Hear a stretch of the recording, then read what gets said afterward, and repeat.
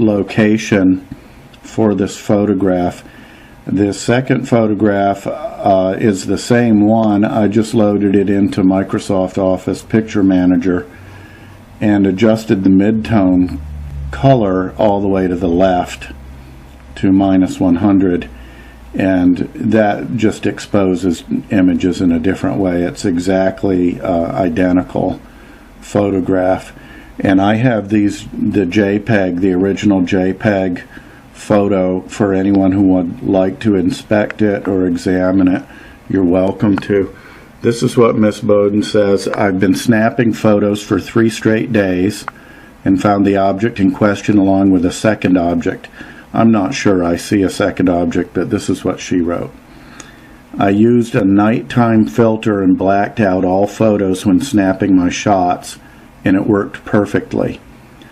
I have been taking sun photos in the morning and evening hours, and each time I capture both objects. When taking the photos in the morning hours, 7 a.m. Central Time to 8:15 a.m. Central Time, from the east, the 2 objects show up on the upper left side of the sun, and when I shoot the photos in the evening from 5:45 p.m. to 6:10 p.m. Central Time, from the west, both objects show up in the lower left-hand side of the sun area. I'm sending you 10 photos that I took from my front yard here in Texas, and feel free to show them to your viewers. I believe every human being has the right to know what is heading our way. I will be taking photos daily.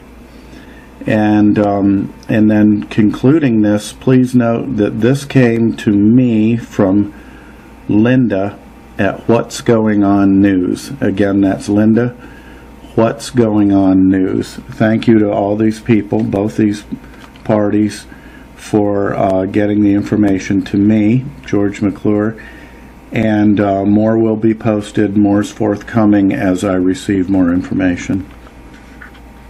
There it is. Okay, there's one. Okay. They're everywhere, guys. So as we continue, we still have these same abrasive patterns with the system. Okay, as we have this large moon, and we have the moon in front of this large moon. Okay, and this happens quite often. Okay, I can show you this in another video very briefly at the end. Okay. But I do believe that this is an area of great disturbance within the cloud. And again, it brings us back to cutting the cake. That is a pretty big slice, and we can see the atmospheric tonal blue look to it. Okay, as we continue to further ourselves through the video, and we can also see as depth of perception kicks in, we have the objects coming out of the background, dark color again here, and they grow in size as they move forward, okay, towards, of course, the camera. Okay, now as they do so, you can see how the arm interacts with the objects, and how these objects creating this debris are interacting, and as well as the very light oxidal color is interacting with the dark. We can see it by this claw shape here, all right, with multiple protrusions here as well. It's very minutely small with the objects. Encountering that, as we continue, remember the depth of perception. Okay, and remember, the objects can be of different coloration. Okay, I mean, there's one here, dark moons. Okay, and you can see the very sharp arm of debris. Okay, a moon here has left this debris. It's climbed over this moon, just like these did. They went over the side of this moon, as these ones on that side went over the side of this moon. But yet the objects that went over the side create the same pattern. And it leaves us into this area. Look at this beautiful, beautiful working of the system cloud oxide as the objects are pushing themselves, creating that very beautiful cotton look. But as we center into this, we can see the very dynamic, perfect, and again I say picture frame because it's perfect squares, perfect turns, perfect edges. Okay, so as we continue closer to where we are headed here, I want to pause here because I want to show you these moons that sit up above this flat area. You see the very beautiful lining effect here. Okay. Now, anybody that is not familiar with this system would probably say that that resembles a boat, okay, or a pyramid. Okay, I see the boat perfectly square outside, and it's squared inside a bit and squared here, almost like a pyramid. And it definitely has the objects. Okay. And of course this could not be any more beautiful. And I like to think of this as 10 of us sitting on inner tubes at the very top of a hill that's full of snow, fresh packed snow. And we are wanting to make it down here. And it's going to be a race, and all 10 of us are going to start at the same time. So as we start, here's our trails. Okay, we see them again. As we're making ourselves down, we still see our trails. In certain areas, we have, of course, larger objects that we encounter. Space is large. The system is large. We never know where an arm is going to come. Okay, but as we come down, we can see the objects. You can see them. Okay, as they're coming down, and they're making good headway. Okay, they create the turn. You can see right here, you can see the lining effect, the debris. Okay, how it creates the lines, how minutely small they are, because again, depth of perception. Okay, it's further away. So if you start from this area right here and you start to walk yourself towards the middle of the screen, you start seeing the things that are creating it. And then that changes your perception a bit. As we move up again, we have the same pattern happening here. We have the objects that are butted next to each other, okay, that are creating that squared feature, and you can see them. Okay, they're so close to each other, you lose 10% of each side of the object. Okay, so if you remember that, okay, some areas you don't. Some areas you look straight down on them, as we will right here, and you will have full circular objects. Okay, with the beautiful picture framed objects as well. So it makes this system so mystical. It's able to have both. It's amazing. But let's keep one thing in mind. Okay, and this will help your learning curve a lot. Knowing that an object can be white and blue. Okay, that's very important. Because with a white planet, you have white objects, which is very tough to see. Okay, but if it is lit with dominance of interaction, then of course the oxide becomes bright. Okay, the darker the charcoal blue objects, of course, most of the times the charcoal blue object is written to us because of the debris. It is written for us here. But I want to show you this area because it is so, this is another reason why the system is so reclusive. Okay, we have the dominance in the cotton white objects. And then right next to it, we have the dominance in the charcoal blue. Complete opposite, right next to each other. And this tells you how prominent the buildup of the system and its shading possibilities in each aspect, each turn of the system is, and how it changes the look of it to us all the time. Okay. We can see as these white ones fade towards the bottom of the screen, we can see the charcoal blue ones, and easily we can see the debris lining that goes over each and every one of them.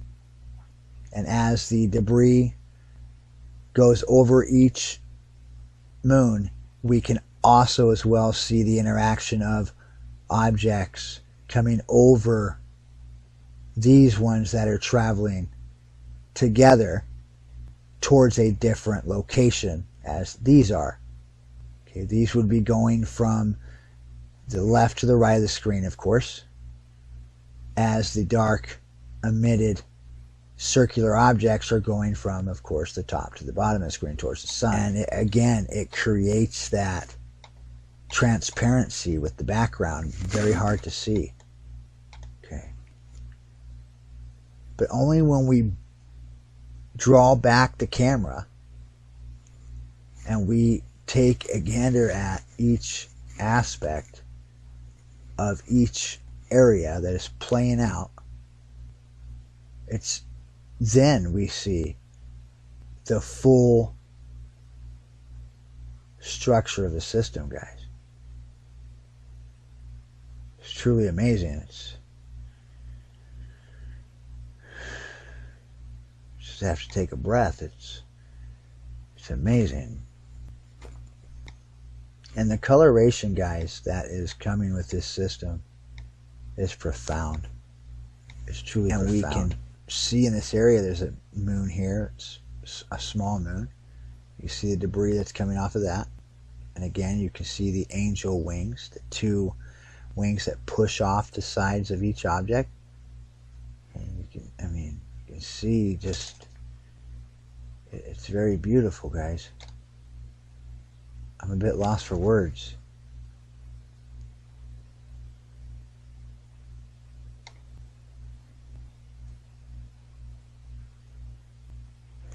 We have an object here that's white. Okay.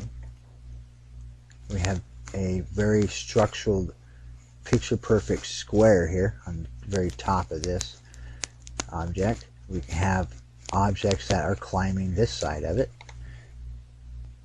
We can see this is a planetary object, clearly, with debris. Okay, and this is a moon with its hand of debris. It's starting to slingshot over this dark object. So are these.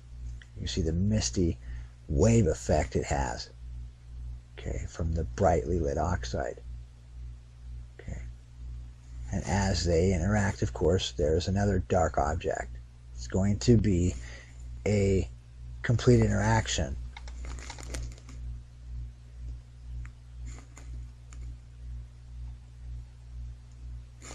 As this light anomaly creates itself, we have the walk.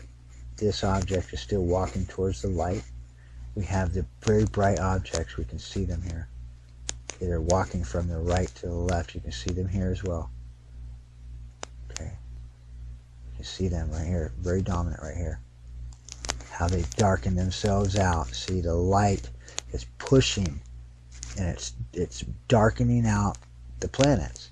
You can see them pushing themselves out as it moves. This wave moves. Okay. It's a very dominant structure. I still believe that this is Nibiru. Very prominent. You can see this orange planet coming out right here. Okay, pushing itself out. And as I said before, we have objects that are coming through this from the right to the left, and we also have objects, as you can see here, okay, going from the top to the bottom. So they're interacting all the time with one another. Okay.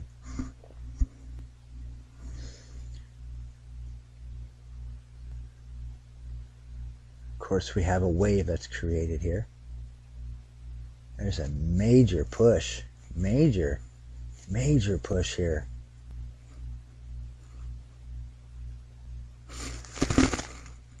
Just look at the dominance in lighting. I mean, it's amazing.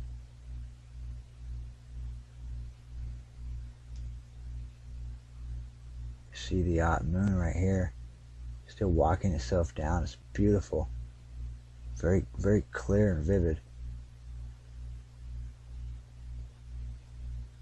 See how the light bends around this area,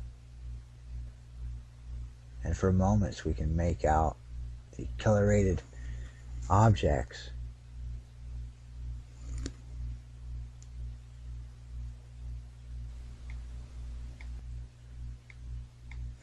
And again, I believe this is Nibiru. It's much larger than it was a month ago. Much larger. If you remember, in July of 2013, I caught a very fiery object that had an object in front of it. Okay, and clearly for a moment this does. Okay, and if sought right, it still bends down. And again, the wave effect that we started out with in the very beginning, pushing up to the very beautiful cotton white cluster. And it's a pure divide, guys. And again, we have the object that has a beautiful tail and the beautiful aperture bend of lighting with it. If we look at it right about here, we can see